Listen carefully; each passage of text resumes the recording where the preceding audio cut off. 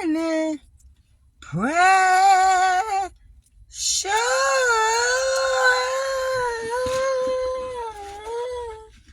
One. How you doing, baby? I'm looking for something. I can't remember what I'm looking for. Happy Tuesday. The keys, that's what I'm looking for. They on the table. Damn. And today on Coffee and Conversation with your girl, Shakenya. You know what? When I get my show, I'm going to have an announcer just to do that. He going to be dressed up in a tuxedo and he going to be like, and today on Coffee and Conversation with your girl, Shakenya. When you get a minute, go to that YouTube channel, Shakenya, and hit subscribe. So y'all, today, real quick, you already see, this is not the normal place. This ain't none of the places that I normally be, right? We ain't at the office. We ain't sitting down at no diner.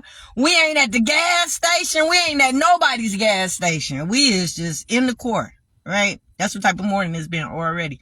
But I feel good. Oh my God, I am in such a happy place. Like, I think I'm running on pure adrenaline. Right? Cause see, yesterday when I left you guys for Coffee and Conversation, I came over here to this house. This house been scheduled since 2 or 3 months ago. This young lady scheduled this. A good friend of mine, I know her, used to work with her. She scheduled me for this paint job. So we knocking it out. My son working with me today, right? So yesterday I left that, went to go clean my 2 buildings. And then from there, picked up my son, met my dad at the house that we working on, because that's still an ongoing project. Yep. It should have been done. It would have been done Sunday. But people get me there in their house and they realize I can do everything that I do. And then it's, well, can you do this? Well, can you do that? And then it adds up and then the invoice change and then the pricing change and the timing change. So in this job, I demoed a bathroom that wasn't originally in the plans, and I pulled down framing from the wall that wasn't originally in the plans, right? So my dad worked with me last night and my son. Oh my God. Like, I love working with my family, especially my kids, but to have my dad, you got to think about it, that's where it all began. I watched my dad build a studio in his basement. I watched my dad build a deck when I was little, right? So, and he not no carpenter or nothing like that. He not a contractor, but he just know how to do stuff. Right? Just like my grandma used to know how to fix stuff. So I got it from both sides of the family, the fixing of stuff, right? So my grandma seeing her do it, emulating it, I'm doing, and then my dad being able to do it, right? He the one that told me to take the framing when I was doing the back porch area. I was throwing some flimsy stuff up there, just halfway doing it. He came in from Japan before he moved here. He was living in Japan. He came here. He looked at that. He said, if you don't take that shit down and start over and do it right this time. And I did. I took it down. I took my time. I put the frame together, built the frame, put it up on both sides like I built a house, right? So yeah, long story short, I feel so good just having my son in there working now. I got to hurry up and get in there, but he in there painting the kitchen now. You know what I'm saying? I miss that. Like, I see so many, it's spurts of plan A in effect, right? Because before the baby was pulled out, everything was perfect for us. Our lives was perfect, everything. And that's not to say we didn't have issues. I got to stress that to you. But perfection to me is all of us working together in harmony like we were doing, right? All my children getting along and taking care of one another. My kids being there for me when I need. That was perfect for me. That was a perfect life. Right now, this phone be acting. Yeah. The fact that he working with me today, the fact that him and my dad gonna be working with me tonight, the fact that my oldest daughter was gonna come with me today, but she had class. Yeah. So instead, my son coming. And that's exactly how it should be. The baby should be included in that, right? Trust and believe in plan A. It wouldn't be a situation that they would have to work for me and do grunt work like this unless something happened. In plan A, you got to keep in mind, I would have been hiring people right now to do this type of work. All I would have to do is get the work, right? So just know plan A, I wouldn't be working as hard as you see me working. I wouldn't be up all day till 1 o'clock in the morning, 52 years old, still putting up drywall, still cleaning toilets. Plan A, we had people working for us. All my children had their own contracts and they were doing their own thing, right? So, yeah, it switched it up. This is plan B in effect, but yet and still, I see spurts of it. Like now, my son working with me. You know what I mean? And my dad working with me, right? Because remember, it's a family business, right? So, yeah, him pulling the baby out, my baby daddy pulling the baby out, destroying the family as it was, is still remnants of it that's still there. And that just is dedication to the foundation that I built. So yeah, the baby is still straight out there, right? But the restoration process with me and the other children is in full effect, right? And then parts of plan A is coming together. As you can see, my son in there painting with me today, right? He was cleaning buildings with me last night, right? But he has a job of his own. So he can't do that all the time, right? See, the interference and the interruption of my parenting caused everybody to have to go their separate ways. So now everybody had to find a job, had to do this. But I have work. I get work. Y'all see me work, right? So we should have been working together as a family to build that money up, right? So yeah, get a copy of my book, Dysfunctional Family Knot. You can go to lulupublishing.com and get it. I'm not going to keep you no longer than I already have. Did you see the Beyonce tour? I know. I'm not a diehard fan. Yeah, I ain't got all that money to spend to go to the concert, but I might go to this one. I might go because it's just, I wanted to go to the last one, but like I said, my dollars ain't long enough. But she gives a great concert, and I can tell just from the snippets that you guys share. But I just seen a recent one with the baby, Remy. She brought the baby on stage, right? So when I tell you Blue Ivy up there dancing with her, and then the baby up there with her, and the way they look at her, the love that they have for her, like when the baby hugged her, it gave me chills, right? And I tell you, I've been crying all morning. Yeah, I've been trying to stay away from sentimental stuff, by me being so sad all the time. I got to think of happy stuff. I got to look at comedy, right? So I stay away from triggering things, right? That's triggering. A mom with 2 daughters. I got 2 daughters, to see how they love her and how they all are. Yeah, it hits on so many different levels. So I got to separate it. I got to compartmentalize everything, right? So I got to enjoy the feelings that I have watching her and her daughters on stage, knowing how she feels as a mother, her daughters walking in her footsteps. I got to, and then I got to save aside a little part over here while I'm crying because that was me. I know I ain't Beyonce, nigga. Sorry, it's a Christian show. I know I ain't Beyonce. But just the fact of my children were doing the same thing her children is doing. Walking in her footsteps, doing what she do. Yeah. Oh my God. I know how she felt. I know that feeling, right?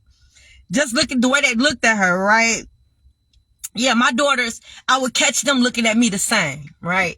Like I remember the oldest, I had a meeting at Vista Maria to do a presentation for my program, right? To introduce my program to the girls because I wanted to have a partnership with Vista Maria so that my children would be able to come in and interact with the children there, right? Like a peer-on-peer mentoring type situation. So I had to do a presentation there with them and the girls. So I took my oldest daughter and a friend of hers. And so to see her out the corner of my eye looking at me as I give my presentation, and she's smiling from ear to ear, you can see how proud she was of me, right? And the baby used to go with me to set up vendor tables at the school for the youth program, right? So she would have to help me set up the table. Then she would have to go around and talk to the parents and get them my information, a flyer in the card to tell them that we have a youth program over here. We deal with children with behavior issues. She had her own little spiel, right? So I caught her a couple times on the side, checking me out, right? So one particular time, she was off to the side because she didn't really like to go all the time. Don't know kids like to work. I'm going to tell you that right now. So, yeah, I say my life is perfect, but trust and believe it wasn't all flowers and dandies. Hell no, our kids don't want to work. Hell no, they didn't want to go to the cleaning. Hell no, they didn't want to film. Hell no. Well, they wanted to do the modeling. But hell no, they didn't want to go to no construction site, no house. No.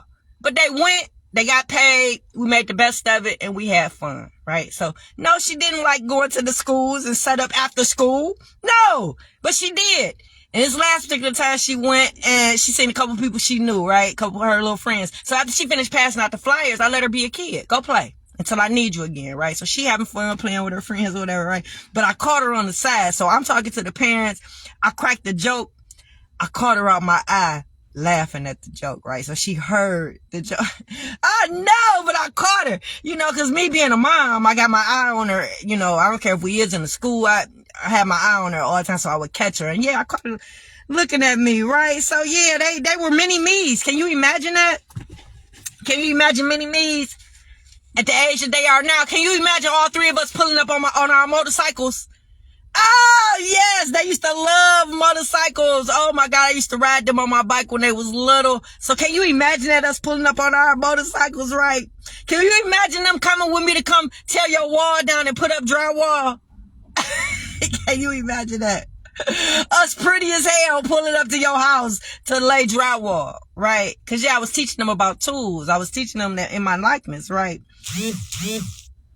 I know. Then turn around and see us all dressed up at the show. Sandy, I'll be in there in a minute. Okay. You need me to move back? Y'all got enough room to get... Okay. That's the client, y'all. Yeah, then imagine them showing up for the radio show, right? Because no matter how much man's work we do, y'all know I keep that femininity popping, right? So yeah, seeing them do that, yeah, god dang. And then seeing them with the youth program, being mentors, yeah, they were kids, they were young ladies that little girls can actually look up to and emulate. Right? They were in my eyes. I don't know how you wanted your little girls to be or how you were raising your little ladies to be. But me, I was raising mine to be just that. Little ladies, right? No leaving out the house in pajamas and bonnets. None of that hood rat behavior, right? No babies, right? No little boys. Books before boys because boys bring babies, right? Yeah, and they were good in school. They had good grades, good citizenship. They were helpers in school. The teachers loved them. They worked with me on everything. So they were the perfect examples of what a child should be and do, right? I don't know how you wanted your kids to be, but mine was examples for other children to follow, right? Can you imagine that though? Yeah. They love to see me in action. Just like how Beyonce daughters look at her. They love to see me in action, right? So fix it, Jesus.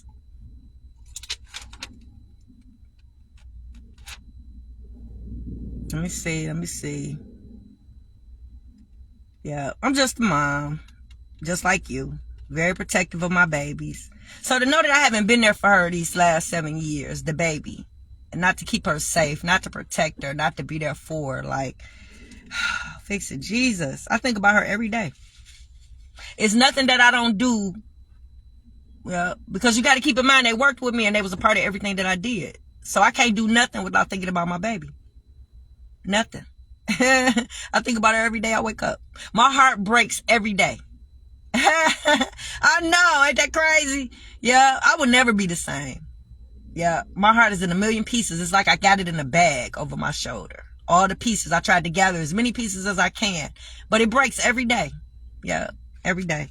So, get to know people before you start having kids with them. Right? Because for my situation to be the way that it is for a parent to turn a child against a mother, take a child out of a mother's life, flip a child, that's diabolical. Yeah, that's diabolical for somebody to be able to do that. You typically can't just flip a kid, especially not on a mom. So you got to think about how much they had to do to make it. Yeah. And you'll be surprised. I tell you about all the manipulation tips. I'm going to give you one so simple.